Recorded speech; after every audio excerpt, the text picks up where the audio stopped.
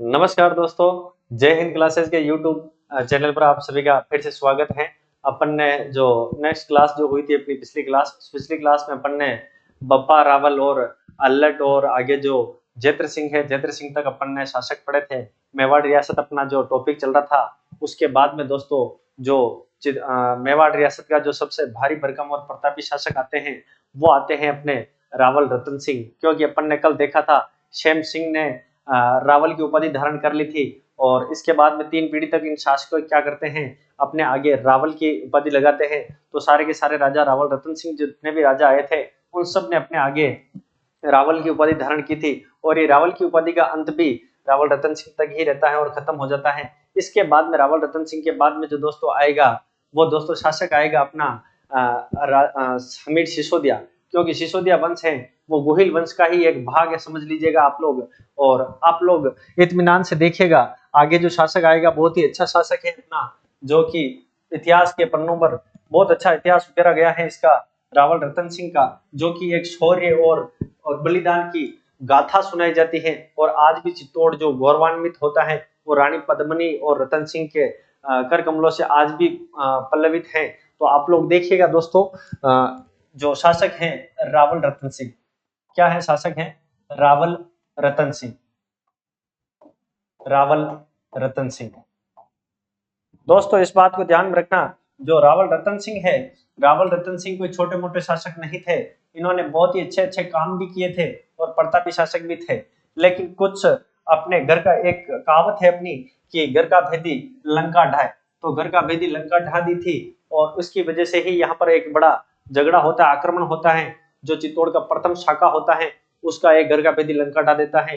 राघव चेतन नाम का जो आदमी होता है, वो अलाउद्दीन खिलजी के पास में जाकर बखान करता है रानी पद्मिनी की। उससे पहले रानी पद्मिनी जो है, वो अपने चित्तौड़ में विवाह होकर किस प्रकार से आती है।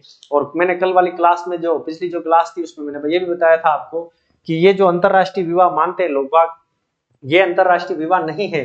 अंतरराष्ट्रीय विवाह तो अल्लट का जो हुआ था, वो हुण राजकुमारी के साथ में हुआ था। वो अंतरराष्ट्रीय विवाह राजस्थान का प्रथम अंतरराष्ट्रीय विवाह है। अगला जो दूसरा, ये दूसरा कह सकते हैं अपन कि दूसरा जो विवाह होगा, वो ये मान सकते हैं अपन। लेकिन पहला ही याद रखना है अपने को, रावल रतन सिंह है। इनका जो काल है वो 1301 से 1303 तक ही रह पाता है। 1303 1 से 3 तक रह पाता है। इनका जो विवाह होता है दोस्तों, वो विवाह किसके साथ होता है? रानी पद्मावती, मतलब सिंहल द्वीप। ये कहाँ की थी रानी पद्मावती? सिंहल द्वीप। सिंहल द्वीप आज दोस्तों श्रीलंका को कहते हैं। सिंहल द्वीप की राजकुमारी, सिंहल द्वीप की राजकुमारी,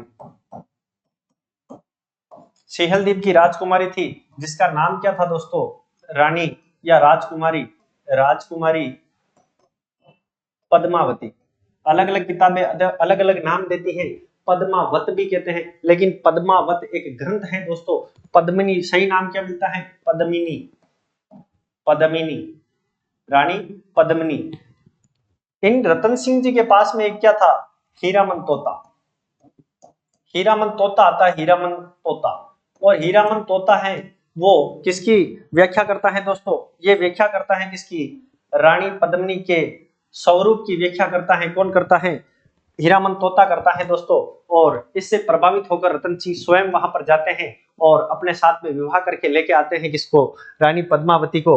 और जब ये चित्तौड़ दुर्ग की महारानी बनती है, चित्तौड़ की, मेवाड़ की, तो हीरामन तोता क्या करता है? इनकी रानी पद्मिनी की क्या करता है? व्याख्या करता है। ये भी याद रखना, रानी पद्मिनी की व्याख्या करता है। क्या करता है? व्याख्या करता है दोस्तों। क्या करता है? व्याख्या करता है दोस्तों। और ये एक बात ये भी ध्यान रखनी दोस्तों आपको, कि ये जो रानी पद्मिनी है, रानी पद्मिनी राजकुमारी है, वो किसकी है? पुत्री किसकी थी? गंधर्व सेन की। गंधर्व सेन, राजा गंधर्व सेन की पुत्री थी। किसकी पुत्री थी? गंधर्व सेन की पुत्री थी।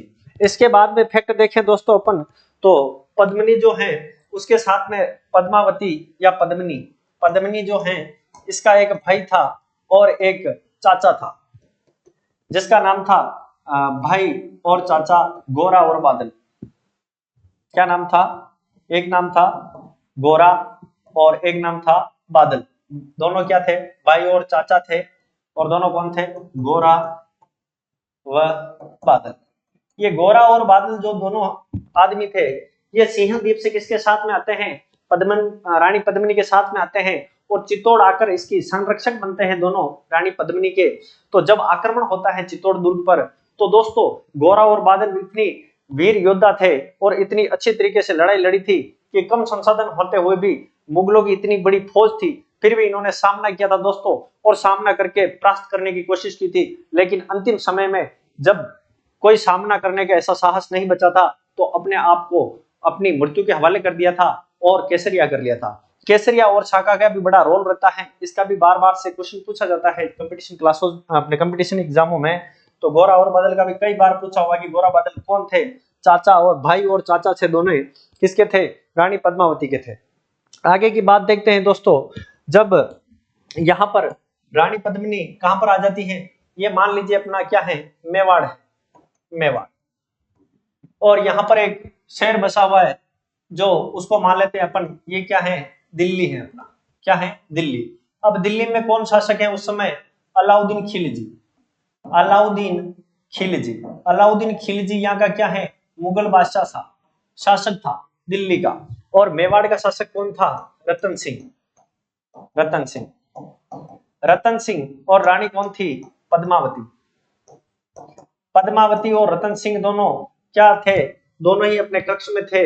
लेकिन अपने रजवाड़ों में, राजपूतों में, पहले क्षत्रिय योद्धाओं में क्या था, ऐसा प्रचलन था कि राजा और रानी अपने कक्ष में हो तब तक कोई भी बाहरी व्यक्ति, किसी भी इंसान को अंदर झांकने की अनुमति नहीं थी। लेकिन राजा राघव चंदन जो था, उसने क्या किया था, उसने इन दोनों के कक्ष में झांक कर देखा था।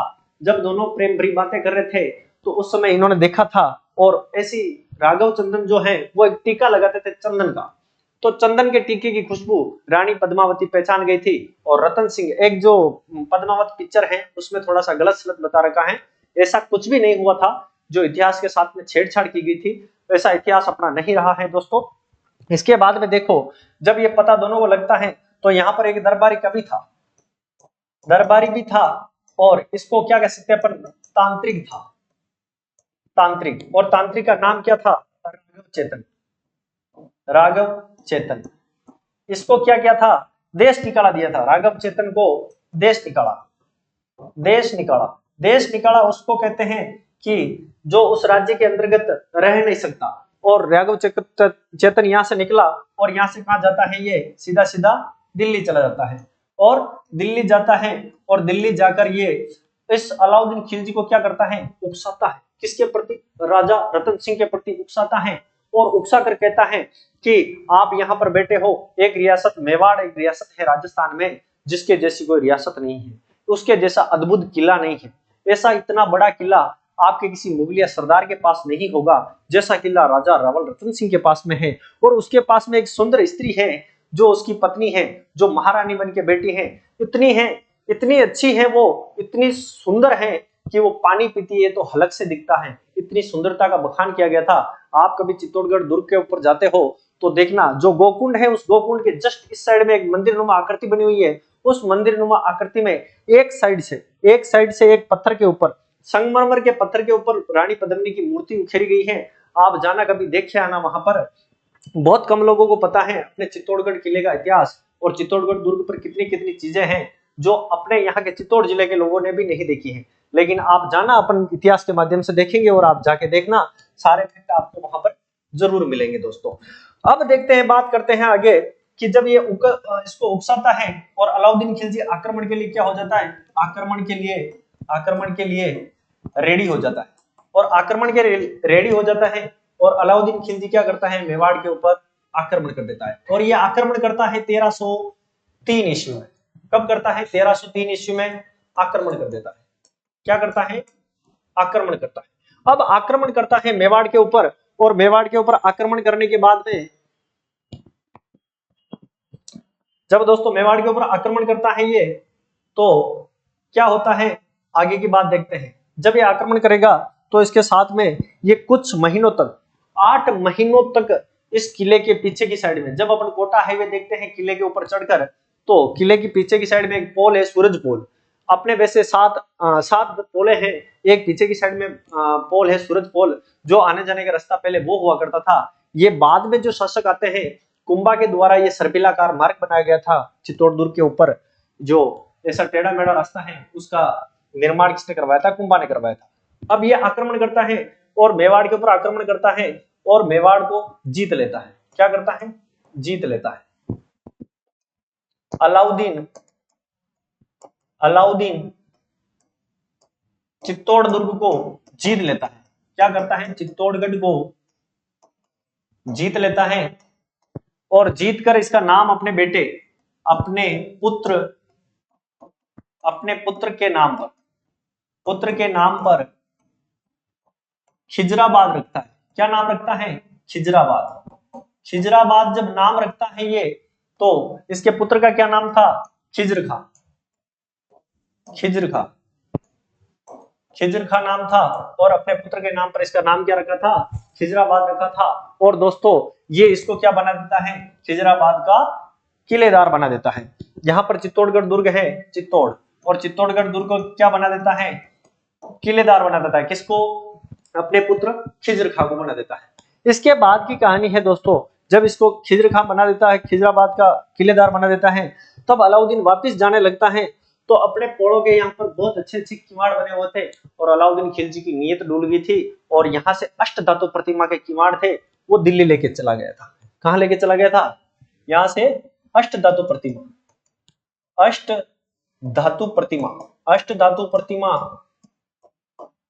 के किवाड़ कहाँ ले जाता है? ये दिल्ली ले जाता है अपने साथ। कहां पर ले जाता है?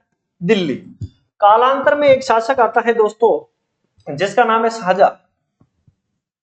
एक शासक और आता है इसके बाद में। शाहजहां ने लाल किले पर टांगे थे इन किवाड़ों को। लाल किले पर टांगे थे।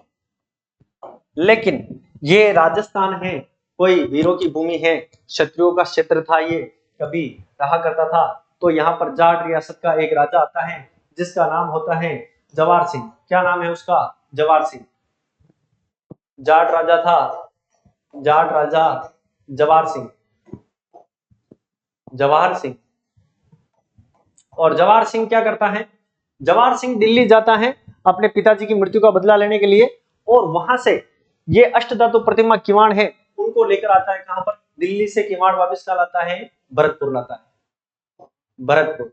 अब भरतपुर किवाड़ लाता है और किवाड़ को भरतपुर लाकर कहां लगाता है? लोहागढ़ में लगाता है। लोहागढ़।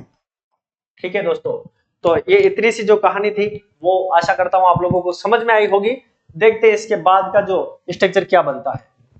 अब देखो, ये भरतपुर का जो राजा था जवाहर सिंह, इसको लाने की क्या जरूरत पड़ गई थी? इसको लाने की जरूरत पड़ी थी ये कि आन बान और शान की बात थी कि राजस्थान से कोई किवाड़ लेके दिल्ली लेके चला गया है। अब वो वहां पर आक्रमण करने जाता है, उस समय शाहजहां वहां पर नहीं मिलता है। तो शाहजहां के द्वारा टांगे गए जो किवाड़ थे उन किवाड़ों को कौन लेके आता है? जवाहर सिंह लेके आता है। और भरतपुर में आज भी स्थित है ये किवाड़, लोहागढ़ में, जो अष्टधातु प्रतिमा के किवाड़ है। ठीक है दोस्तों, इसके बाद की बात करते हैं। जब ये मान लीजिए चित्तौड़गढ़ है और चित्तौड़गढ़ का किलेदार किसको बना रखा है? खिज्र खां जो है, खिज्र खां यहाँ का क्या है? किलेदार। और ये अपने राज्य का विस्तार करने के लिए क्या करता है? एक आक्रमण करता है। और वो कहां पर करता है? जालौर पर आक्रमण करता है। और जालौर पर आक्रमण करके क्या करता है? ये जालौर में आक्रमण करके यहाँ का किला छीनता है और यहाँ का जो शासक था उस शासक को क्या बनाता है? चित्तौड़ का किलेदार बना देता है। उससे पहले जो ये जो युद्ध चल रहा है, जैसे मान लीजिए 1303 का जो युद्ध चल रहा है, उसी की सारी बातें हैं। जालौर के शासक को किलेदार बनाता है। उसके बीच की बात है थोड़ी सी कि जब एक साका होता है अपने आप, क्या होता है? साके के दो प्रकार है भाई। साका एक तो है अपना केसरिया, दो रूप होते हैं, केसरिया, और एक था आपका जौहर। केसरिया किसने किया था? रतन सिंह ने। जब रतन सिंह ने सोच लिया था कि अब अपन जीत नहीं पाएंगे क्योंकि सारे के सारे योद्धा अपने मर चुके हैं, तो उस समय रतन सिंह ने केसरिया कर लिया था। और ये खबर जैसे ही रानी के पास में पहुंची थी तो पद्मावती ने भी क्या किया था? अपने आप को 16,000 रानियों के साथ में क्या किया था? अग्निकुंड में प्रवेश कर लिया था। पद्मावती ने जौहर किया था, जौहर किया। और ये जो सारी की सारी जो बातें हैं दोस्तों, ये सारी की सारी बातें अपने को किसके अनुसार देखने को मिलती हैं? ये आक्रमण जो हुआ था इसकी फिक्स डेट भी याद रख सकते हो आप, 26 अगस्त 1303 को आक्रमण होता है चित्तौड़ दुर्ग पर। और ये सारी की सारी जो बातें हैं ये अबुल फजल बताता है। किसके अनुसार? अबुल फजल के अनुसार। अबुल फजल के अनुसार 26 अगस्त 1303 की जो बातें हैं वो उसने अपनी पुस्तक में लिखी थी और इतिहास को लिखा था। उसी के माध्यम से अपन ने इतिहास को जाना है और उसी के माध्यम से आज भी इतिहास की जो किताबें हैं वो चल रही है दोस्तों। तो देखते हैं आगे कि आगे और क्या होता है। ठीक है, इसके बाद में देखिएगा आप लोग, ध्यान में रखिएगा कि मेवाड़ का जो शासक है वो अब क्या है? कोई नहीं है। क्यों? क्योंकि सोनगरा शासक थे जालोर के, उनको ये किला सौंप कर खिजर खां कहां चला जाता है? दिल्ली चला जाता है। जब ये दिल्ली चला जाता है दोस्तों तो इसके बाद में एक सिसोदा गांव पड़ता है। अब चित्तौड़गढ़ दुर्ग का किलेदार कौन है? चित्तौड़गढ़ दुर्ग का किलेदार किसको बना दिया? किलेदार सोनगरा को। और ये सोनगरा जो है ये शासक बनता है वहां का, अपने चित्तौड़ दुर्ग का। और तब सिसोदा गांव मेवाड़ में अपने एक सिसोदा गांव है, या सिसोदा गांव से एक चिंगारी उठती है और उस चिंगारी के साथ में एक राजा निकल के आता है जिस राज्य का नाम होता है राणा हमीर। और यहीं से सिसोदिया वंश की क्या होती है? उत्पत्ति होती है और सिसोदिया वंश की शाखा का निर्माण होता है दोस्तों। ठीक है, तो इसके बाद में देखो यहां से राणा हमीर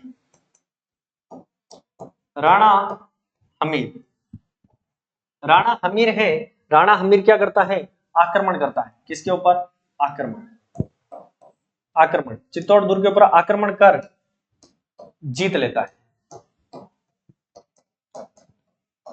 लेता है और यहाँ का क्या बन जाता है? किलेदार बन जाता है। और किलेदार के साथ ही इन्होंने सिसोदिया वंश की स्थापना कर दी थी। किसकी? सिसोदिया वंश की स्थापना कर दी थी।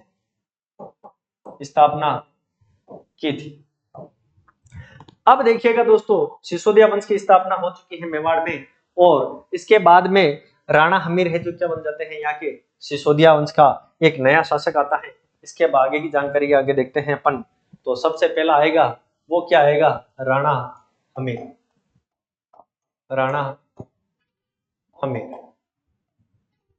सिसोदिया वंश की शाखा का राणा हमीर जो है वो सिसोदिया वंश का पहला शासक बनता है और ये बनता है 1326 से 1364 तक। कब इसका कार्यकाल कितना होता है? 1326 से 1364 तक का इसका कार्यकाल होता है दोस्तों। और ये सिसोदिया वंश का संस्थापक कहलाता है। सिसोदिया वंश का संस्थापक। ठीक है, सिसोदिया वंश का ये संस्थापक कहलाता है। और इसने क्या क्या काम किए थे वो भी अपने को जान में रहने चाहिए। हमीर ने सर्वप्रथम राणा की उपाधि धारण की। किसने की थी? हमीर ने सर्वप्रथम राणा की उपाधि धारण की थी।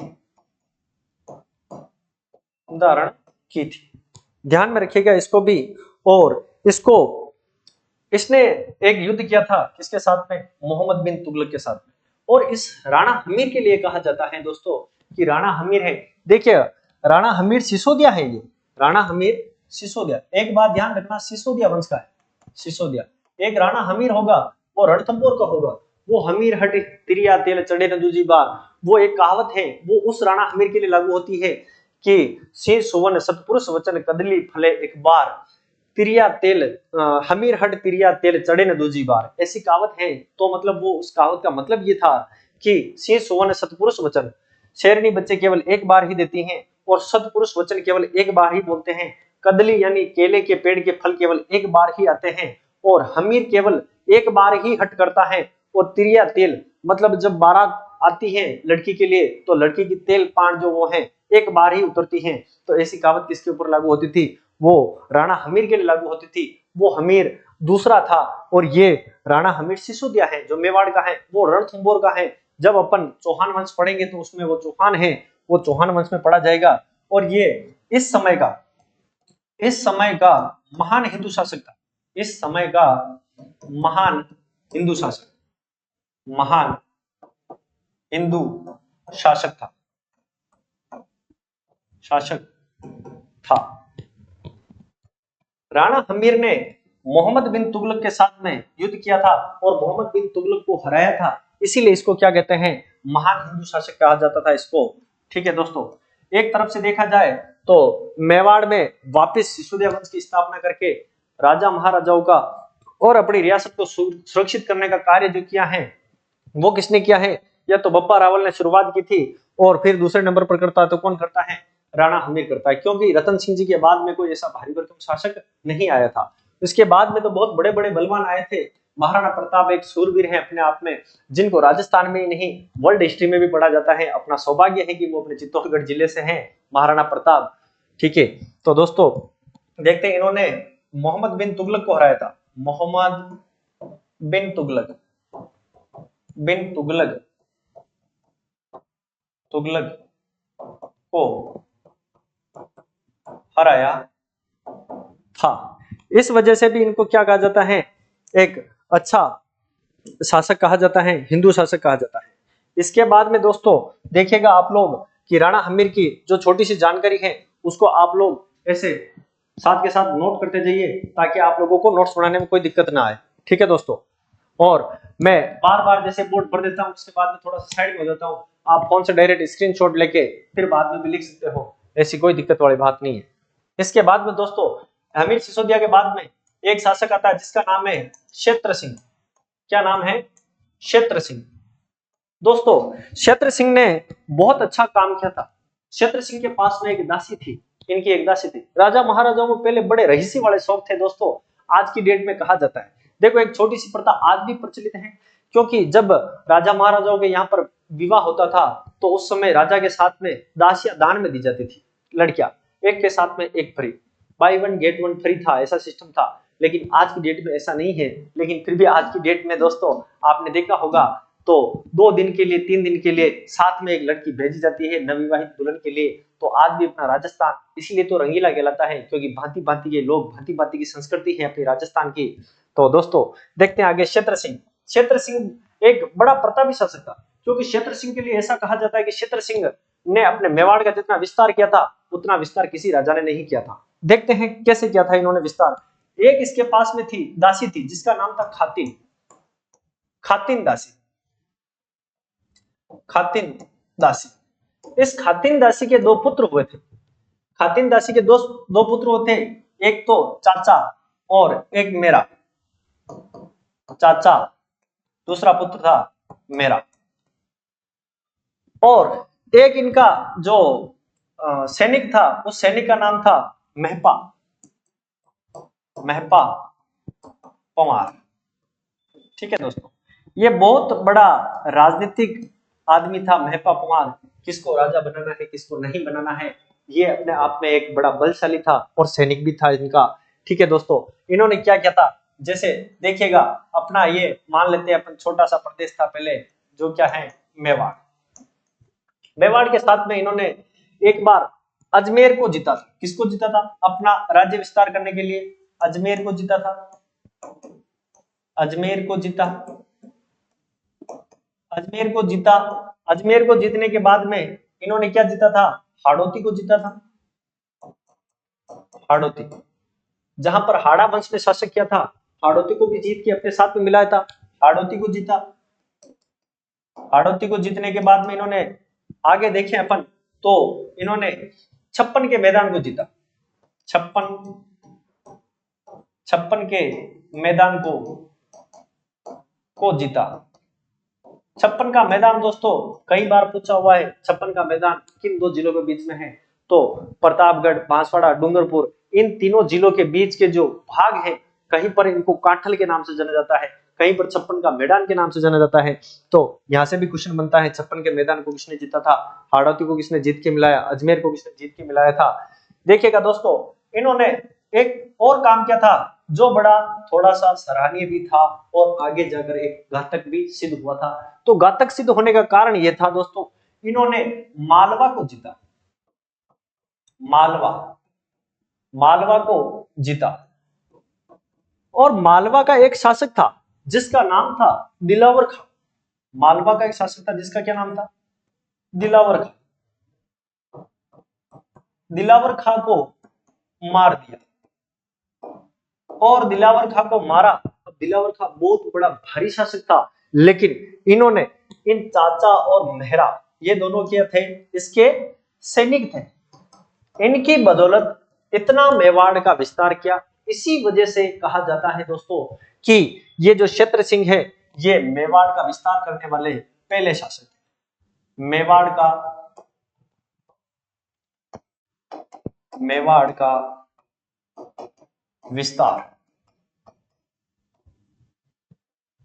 विस्तार किया था इन्होंने। और यहीं पर ये जब युद्ध लड़ते हैं और दिलावर खां को मारते हैं तो मेवाड़ मालवा संघर्ष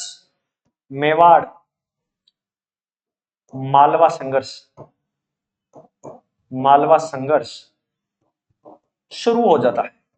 मेवाड़ मालवा संघर्ष शुरू हो जाता है, और मेवाड़ मालवा संघर्ष शुरू हो जाता है जिसकी बदौलत आज चित्तौड़गढ़ में आप लोगों को देखने को मिलता है चित्तौड़गढ़ का विजय स्तंभ, आपको मिलता है कीर्ति स्तंभ। ये जो विजय स्तंभ और कीर्ति स्तंभ दोनों दोस्तों आप लोगों को कंफ्यूजन दूर कर देता हूं यहाँ पर, कि जो 9 मंजिला विजय स्तंभ है उसी को क्या कहते हैं, कीर्ति स्तंभ कहते हैं। जो पीछे की साइड में बना हुआ है वो जैन कीर्ति स्तंभ है, और आगे की साइड में गोकुंड के पास में बना हुआ है वो क्या है आपका, कीर्ति स्तंभ भी कहते हैं उसको, और विजय स्तंभ भी कहते हैं। कीर्ति स्तंभ तो इसलिए कहते हैं क्योंकि कीर्ति प्रदान की थी राणा कुंभा ने, और राणा कुंभा ने क्या किया था, विजय प्राप्त की थी मांडू के सुल्तान को मारकर, इसीलिए वहां उसके उपलक्ष्य में बनाया गया था। इसकी भी चर्चा अपन कुंभा पढ़ेंगे उस समय करेंगे। दोस्तों आगे की बात देखते हैं, तो मेवाड़ का विस्तार करने वाला सबसे अच्छा जो शासक था वो शासक कौन था, आपका क्षेत्र सिंह था, और खातिन इसकी दासी थी, और दासी ने चाचा मेरा और ये दोनों सैनिकों को लेकर मेवाड़ का इतना देख लीजिए अगला, अजमेर को जीता, हाड़ौती को जीता, 56 के मैदान को जीता, मालवा को जीता, और मेवाड़ मालवा संघर्ष यहीं से शुरू होता है, और इसी के साथ में बड़ी एक लड़ाई छिड़ जाती है यहाँ पर। ठीक है दोस्तों, इसके बाद में अगर अपन बात करें तो दोस्तों कौन सा शासक आता है, इसके बाद में एक शासक आता है, बहुत अच्छा शासक आता है जिसका नाम होता है राणा लाखा। राणा लाखा जो है दोस्तों, वो राणा लाखा है, उसका काल होता है 1382 से 1421 तक, 1382 से 1421 तक। दोस्तों सभी का काल आप लोगों को याद नहीं रखना है, कुछ जो इंपॉर्टेंट है मैं वैसे बोर्ड पर लिख रहा हूं, लेकिन सभी का याद नहीं रहे कोई दिक्कत नहीं, लेकिन 4 से 5 शासक मेवाड़ जब हो जाएगा तो अपन क्वेश्चन करेंगे, उन क्वेश्चनों में देखेंगे इसको किस प्रकार से देखना है। दोस्तों एक बात ध्यान रखना, राणा लाखा है, इनके काल को मेवाड़ का स्वर्ण काल कहा जाता है। स्वर्ण काल किस लिए कहा जाता है दोस्तों, क्योंकि इन्हीं के काल में जावर की खान निकली थी। कौन सी खान निकली थी, जावर की खान निकली थी दोस्तों। अब जावर की खान कहां पर है, उदयपुर में है दोस्तों। जावर खान खोदी गई, जावर खान खोदी गई, किसके काल में खोदी गई थी, राणा लाखा काल में खोदी गई थी। ये जावर की खान है वो किसकी है, सीसा और जस्ता, सीसा व जस्ता की खान है। किसकी खान है, सीसा और जस्ता की खान है, सीसा और जस्ता की खान है। किसकी खान है, सीसा और जस्ता की खान है, जो कहां पर है, ये उदयपुर में खोजी गई थी। कहां पर खोजी गई थी? उदयपुर में खोजी गई थी। एक और बात ध्यान में रखना, इनके काल में ही एक झील का निर्माण होता है दोस्तों। जो झील का निर्माण होता है वो झील का क्या नाम है? पिछोला झील। आप लोग मान के चलिए ये झील है जिसका क्या नाम है? पिछोला झील। पिछोला झील। दोस्तों पिछोला जो झील है, पिछोला झील का निर्माण कैसे होता है? इसका निर्माण तो करवाया जाता है, दो बंजारे थे, उन बंजारों ने मिलकर इसका निर्माण करवाया था। इसका निर्माण करवाते हैं, कौन करवाते हैं? दो भाई थे, एक का नाम था बिच्छूमार निर्माण। किसने करवाया था? एक का नाम था बिच्छूमार। बिच्छू मारने में बहुत ही निपुण था यह आदमी, बिच्छूमार। और एक का नाम था चिड़ीमार। चिड़ीमार। इन दोनों भाइयों की क्या थी? एक बैलों की जोड़ी थी। और इन दोनों के बैलों की जोड़ी की जब मृत्यु हो जाती है, बैलों की दोनों की मृत्यु हो जाती है, तो उसकी याद में इन्होंने पानी को रोककर एक झील का निर्माण करवाया था, जो किस नाम से जानी जाती है? पिछोला। एक गांव था पिछोली, पहले पिछोली गांव नाम था, कालांतर में इसका नाम धीरे धीरे चेंज होकर परिवर्तित होकर क्या आया अपने सामने? पिछोला आया।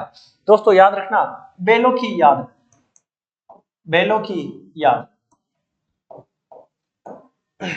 आज की डेट में बैलों का थोड़ा सा तिरस्कार हो गया है आधुनिकीकरण की वजह से। बाकी पहले अपने घर परिवार का सदस्य मानते थे किसको?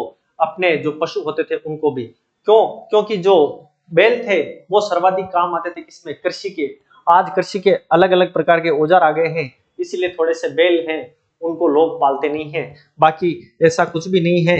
आज की डेट में थोड़ा सा इनकी दुर्दशा अलग है थोड़ी सी, जिसके ऊपर अभी आप देखते हैं वो तस्करों की गाड़ियां पकड़ाती हैं, उनमें से नंदी निकलते हैं, तो बड़ा सा बुरा लगता है कि वो भी पशु हैं जिनको कत्ल खाने पहुंचाया जा रहा है। ऐसा नहीं होना चाहिए, सरकार को भी एक्शन लेना चाहिए, और मेरे हिसाब से सरकार भी एक्शन लेगी, उचित एक्शन होगा वो। और बात करते हैं बैलों की याद में, कुछ लोग हैं जिन्होंने इतनी बड़ी झील का निर्माण करवाया था और अपन कुछ नहीं कर पाते हैं। ठीक है, देखिएगा पिछोला जो झील है, उस झील के यहाँ पर जब इसका निर्माण होता है पिछोला झील का, जब राणा लाखा है, यहाँ पर एक नटनी आती है। कौन आती है? नटनी। नटनी। और नटनी का नाम क्या था? गलकी। गलकी नाम की क्या थी? एक नटनी थी दोस्तों। कौन थी? गलकी। गलकी नाम की एक नटनी थी जो आती थी और यहाँ पर नृत्य करती थी, नृत्य करती थी। और राणा लाखा को किसी ने जाकर कहा था कि ये नटनी है, ये रस्सी पर चलती है महाराज। तो राणा लाखा ने इसको एक वचन दिया था कि तू जब इस झील के एक बांस इधर बांध दे और एक बांस इधर बांध दे, और यहाँ से तू एक डोर डाल दे इसके ऊपर, और एक रस्सी बांध दे दोनों तरफ, और इस झील को अगर तू पार कर लेगी, तो इस झील के ऊपर तू चल के पार कर लेगी, इस नटनी को बोला था, तो मैं तेरे को आधा राज्य दे दूंगा। किसका? मेवाड़। और नटनी ने डोर बांध दी थी। ठीक है, और उसके ऊपर नटनी चलने लगी थी। तो उस समय राजा के आदमियों के द्वारा, सरदारों के द्वारा उस डोर को काट दिया गया था और नटनी बीचों बीच में झील के अंदर पड़ गई थी। लेकिन जो राणा लाखा है वो उससे मोहित हो गए थे और मोहित होकर इस झील के किनारे पर नटनी का चबूतरा बनाया था, जो कितने ही बार पूछा हुआ है कि नटनी का चबूतरा कहां पर स्थित है, तो पिछोला झील के किनारे पर स्थित है। तो यहाँ पर एक चबूतरा बनाया था, जो चबूतरा किस नाम से है? नटनी के चबूतरे के नाम से। किस नाम से है? नटनी के चबूतरे। नटनी के चबूतरे के नाम से है। इसको भी आप ध्यान में रखना दोस्तों, वेरी इंपॉर्टेंट है, नटनी क्या चबूतरा। और ये नटनी का चबूतरा है वो किसके द्वारा बनाया गया था? राणा लाखा के द्वारा बनाया गया था, और नटनी ने इसको पार नहीं किया था। इसकी वजह से मोहित भी हुआ था वो राजा, और इन्होंने डोर काटी थी तभी वो अंदर गिरी थी, बाकी वो पार कर जाती और राजा को उसको क्या देना पड़ता? आधा राज्य देना पड़ता था मेवाड़ का, इसीलिए इन्होंने डोर काट दी थी। दोस्तों एक बात और देखते हैं अपन इसके बीच में कि पिछोला झील के अंतर्गत दो मंदिर बने हुए हैं ऐसे। एक तो मंदिर है और एक क्या है आपका? महल है दोस्तों। क्या है? महल है। एक तो मंदिर है और एक महल है। तो जो मंदिर है उस मंदिर का नाम है जग मंदिर। जगत मंदिर है वो अंबिका माता का है, मैं पिछली क्लास में बता चुका हूं। और एक है जग महल या जग निवास महल, जग महल। ये दोनों कहां पर है दोस्तों? ये दोनों पिछोला झील के अंदर बने हुए हैं। आप कभी जाओ उदयपुर तो देख के आना, बहुत ही बढ़िया प्राकृतिक दृश्य देखने को मिलेगा। वहां पर नट्टी का चबूतरा भी है, जग मंदिर है, जग महल है। और ये सारे निर्माण किसके काल में हुए थे? तो राणा लाखा के काल में हुए थे। किसके काल में हुए थे? राणा लाखा के काल में ये सारे निर्माण कार्य हुए थे। और सबसे इंपॉर्टेंट है, जो मेवाड़ की जो आर्थिक स्थिति और आर्थिक स्थिति को सुधारने का काम किया है वो जावरकी खान ने किया है, जो कि इसके काल में हुई थी, वो राणा लाखा के काल में हुई थी। अगली बात देखते हैं दोस्तों, राणा लाखा है, राणा लाखा का विवाह की ओर चलते हैं अपन। ये राणा लाखा है अपना, राणा लाखा। अब देखिएगा दोस्तों, एक प्रदेश है अपना, यहां पर जैसे मान लीजिए ये है अपना मेवाड़, एक और प्रदेश पड़ता है इस साइड में, मान लेते हैं छोटा सा, बड़ा सा है, क्षेत्रफल की दृष्टि से सबसे बड़ी रियासत है, वो रियासत कौन सी है? अपनी मारवाड़। सबसे प्राचीन रियासत की बात की जाए तो वो कौन सी है? अपनी मेवाड़ है दोस्तों। अब जो मेवाड़ रियासत है और मारवाड़ रियासत में संबंध स्थापित होते हैं वो राणा लाखा से होते हैं। राणा लाखा और वर्सेस कौन आता है? हंसाबाई। हंसाबाई, हंसाबाई कैसे आती हैं इनके जीवन में, ये पूरी कहानी अपन देखते हैं। यहाँ पर एक राजा था, जिस राजा का क्या नाम था? थोड़ा सा इधर ले लेता हूं मैं, ताकि आपको लिखने में कोई प्रॉब्लम नहीं हो, मेरे को भी ना हो और आपको भी ना हो। ठीक है दोस्तों। इसके बाद में देखिएगा, यहाँ का जो शासक था उसका नाम था राव चूड़ा। राव चूड़ा नहीं, चुंडा। राव चुंडा। चुंडा की पत्नी थी, वो कौन थी? चुंडा की पत्नी कौन थी? किशोरी।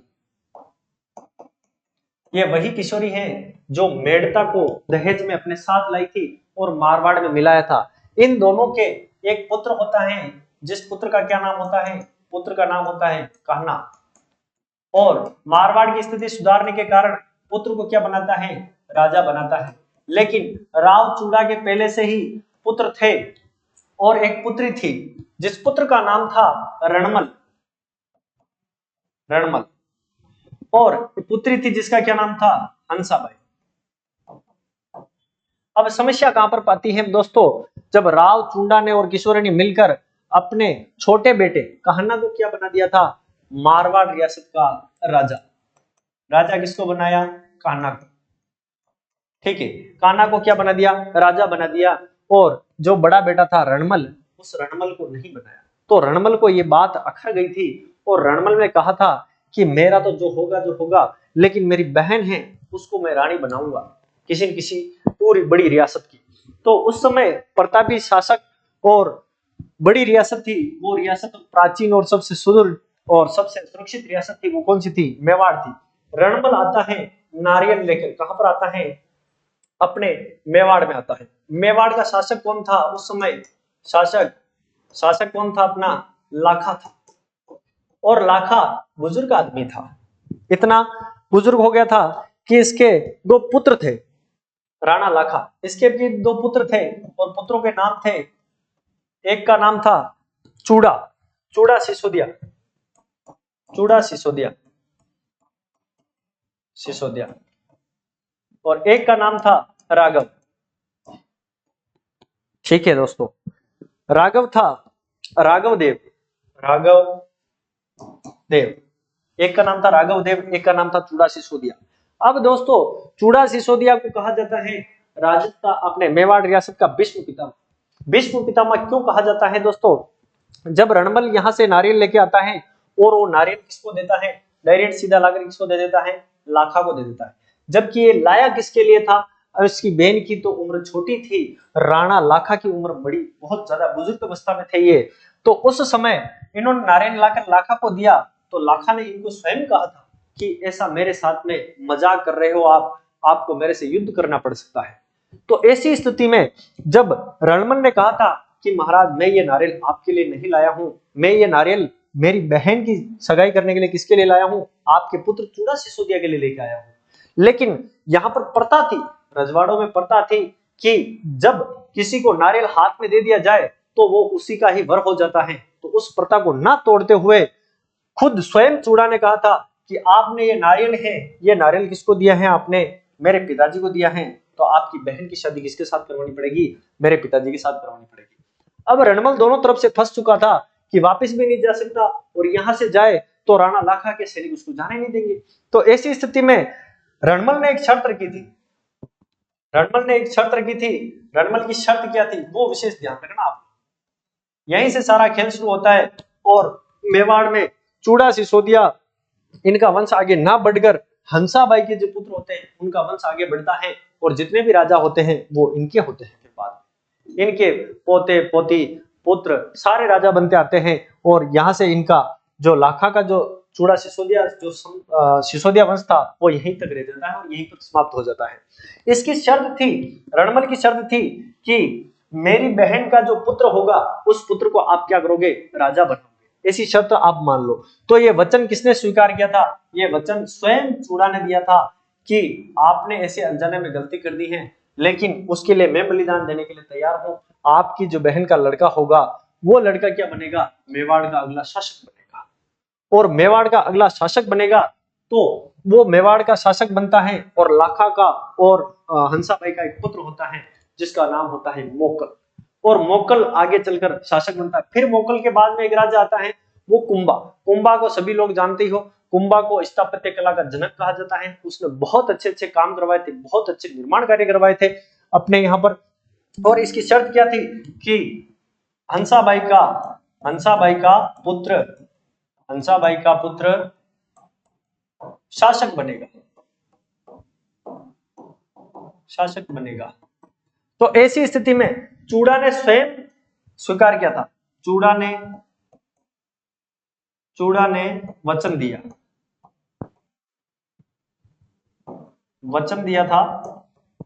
दिया और कहा कि हंसाबाई का पुत्र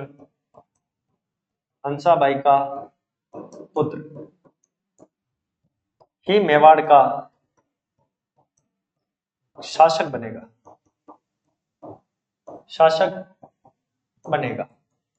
इसीलिए चूड़ा सिसोदिया को क्या कहा जाता है? चूड़ा सिसोदिया को दोस्तों इसीलिए मेवाड़ का भीष्म पितामह कहा जाता है।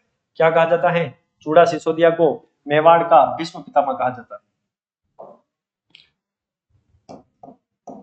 चूड़ा को मेवाड़ का भीष्म पितामह कहा जाता है। भीष्म पितामह कहा जाता है। भीष्म पितामह कौन था दोस्तों?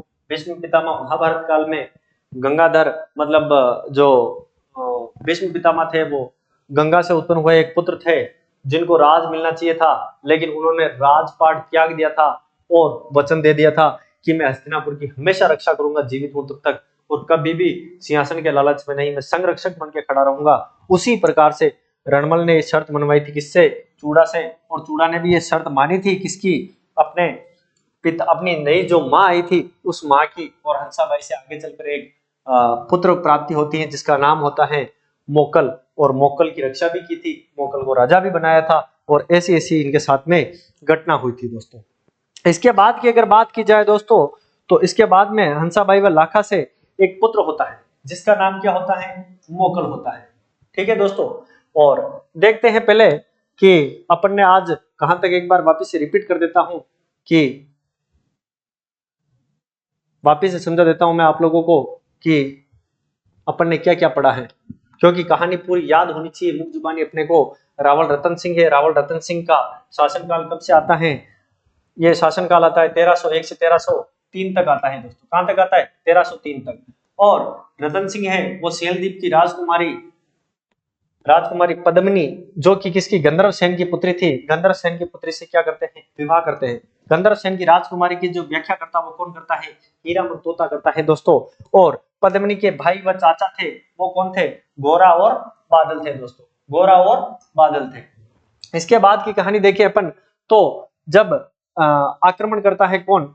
अलाउद्दीन खिलजी आक्रमण करता है। वो क्यों करता है? क्योंकि राघव चेतन है वो किसकी शरण में चला जाता है? राघव चेतन दिल्ली अलाउद्दीन खिलजी की शरण में चला जाता है। अलाउद्दीन खिलजी की शरण में जाने के बाद में ये वहां जाकर इस राज्य के बखान करता है। अलाउद्दीन खिलजी एक नियत विशल आदमी था और नीति बिगाड़ कर यहाँ आया था लड़ने के लिए, तो रतन सिंह के ऊपर आक्रमण किया था। 8 महीने तक ये किले के पीछे बैठा रहा, लेकिन मेहमान बनकर किले में आया था और पद्मिनी को देखने के लिए आया था, लेकिन पद्मिनी को नहीं बताया था, क्योंकि इसका भी एक साइंस फैक्ट है।